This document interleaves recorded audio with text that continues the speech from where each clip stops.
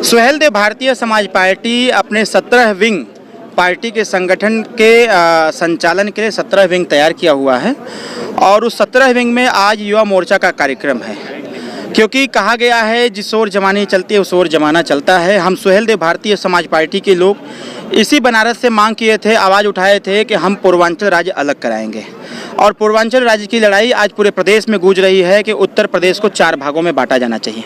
हम अपने यहाँ युवाओं को एकत्रित करके उनको उनके इतिहास के प्रति हम जागरूक कर रहे हैं, क्योंकि कहा गया है कि जो समाज अपना इतिहास नहीं जानता, अपने बुजुर्गों की कदर नहीं करता, वो समाज कभी तरक्की नहीं कर सकता। तो आज युवाओं के अंदर हमने युवा जागरूकता सम्मेलन के माध्यम से जो हमारी सरकार युवा उद्यमी योजना चला रही है उसके प्रति भी जागरूक किया गया।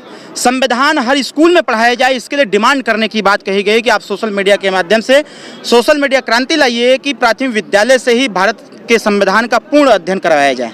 इसके साथ साथ महाराजा सुहेलदेव राजभर जी का जो इतिहास है उस इतिहास को गांव-गांव में जाके बताने की आवश्यकता है, ताकि जिन लोगों ने इस देश में लूटपाट मचाने का काम किया था, जिन लोगों ने इस देश में आक्रांता का स्वरूप पकड़ करके इस देश में तबाही मचाने का काम किया था, ऐसे लोगों के नाम का पठन पाठन बंद होना चाहिए और पठन पाठन की श्रेणी में ऐसे लोगों को के बारे में पढ़ाया जाए जो लोग इस देश की संस्कृति, सभ्यता, इस देश की सनातन पद्धति और परंपरा को आगे बढ़ाने का। आज में तिथि को निर्धारण किया 10 जून 2025 को सुहेलदेव भारतीय समाज पार्टी द्वारा पूरे प्रदेश में चक्रवर्ती सम्राट राष्ट्रवीर राजभर महाराजा सुहेलदेव राजभर जी के नाम पर मेला लगेगा और प्रदेश का सबसे बड़ा मेला अगर कहीं लगेगा तो बहराइच में लगेगा। मुख्यमंत्री से लेकर इसकी वार्ता हुई है आपकी? पूरी वार्ता हो गई है, सब लोगों ने सहमति दिया है कि बहुत अच्छा सुझाव है, इस सुझाव को आगे बढ़ाया जाए। अभी संत नगर कबीर में लगभग 20 घर आप ही के लोगों के इसमें, और आज भी उनको रहने के लिए आवास नहीं मिला। एकदम ठोस कदम उठाया गया है। जिन लोगों ने ऐसे घटना को अंजाम दिया था 9 लोग थे, एफआईआर में 4 लोगों का नाम था, लेकिन जब जांच पड़ताल हुई तो 9 लोग थे, 9 लोग गिरफ्तार हो गए। पहली चीज। दूसरी चीज ये कि जिस जमीन को लेकर के लोगों ने घर जलाया था वह जमीन भी उस 19 लोगों के नाम पर पट्टा करने का काम कर दिया गया है। इसके साथ साथ उस 19 लोगों के नाम पर एडीएम, बीडीओ और एसडीएम के त्रिस्तरीय कमेटी के माध्यम से एक प्रधानमंत्री आवास भी दिया गया है। माननीय मंत्री श्री ओम प्रकाश राजभर जी पंचायती राज मंत्री हैं, उनको आर्थिक सहायता भी पहुंचाए और ग्राम विकास विभाग के माध्यम से सीडीओ के माध्यम से उनको राशन की व्यवस्था की गई है। अभी हम जाने वाले हैं, वहां जाकर के हमने अनाउंसमेंट किया हुआ है कि जब मैं जाऊंगा तो एक परिवार को 1 कुंटल अनाज मैं स्वतः देने का काम करूंगा, उनको साड़ी की व्यवस्था करूंगा, बुजुर्गों को कपड़े की व्यवस्था करूंगा, बच्चे और बच्चों को कपड़े की व्यवस्था मैं स्वतः करूंगा। आपको जानकारी नहीं है, स्टोनो के खिलाफ मुकदमा भी हो गया और स्टोनो के खिलाफ विभागीय जांच कर दी गई है और यह डीएम के माध्यम से यह निर्देश दिया गया है कि जब तक जांच रिपोर्ट आ नहीं जाती है तब तक इसको कार्य मुक्त किया जाएगा। ये सारी प्रक्रिया पूरी हो चुकी है। अभी उनका काम है। पदयात्रा पिछली बार भी निकला था, उसका परिणाम कुछ नहीं आया।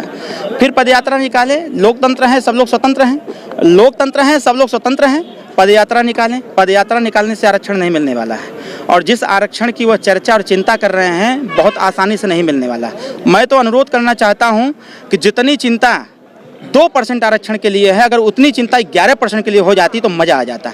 यात्रा निकलता 2% को न लेकर के बल्कि 11% को, जो सामाजिक न्याय समिति की रिपोर्ट हम लोगों ने बनवा रखा है उस पर कोई चर्चा नहीं कर रहा है। सामाजिक न्याय समिति की रिपोर्ट में जो 7, 9, 11 का रेशियो हम लोगों ने बना रखा है, 11% में ऐसे लोगों को हम लोगों ने रखा हुआ है। उस जो जाति कम्बिनेशन बनाया गया है उसमें ऐसे लोग हैं कि जो घुमंतु जातियों में आ रहे हैं। अगर उस 11 कम्युनिटी में सबसे ज्यादा पढ़ा लिखा अगर कोई समाज मिलेगा तो राजभर समाज मिलेगा।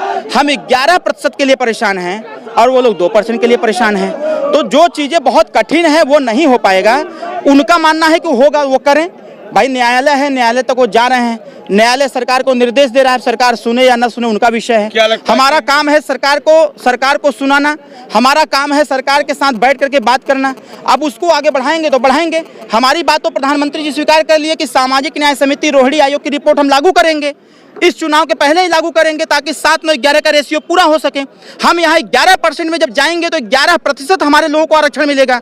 100 आईएएस की भर्ती होगी तो 11 आईएएस राजभर होगा, 100 पीसीएस की भर्ती होगी तो 11 पीसीएस राजभर होगा, क्योंकि 11% में सबसे पढ़ा लिखा कोई कौम है तो राजभर समाज। इस पर उनकी चिंता नहीं है, इस पर उनका कोई पदयात्रा नहीं है।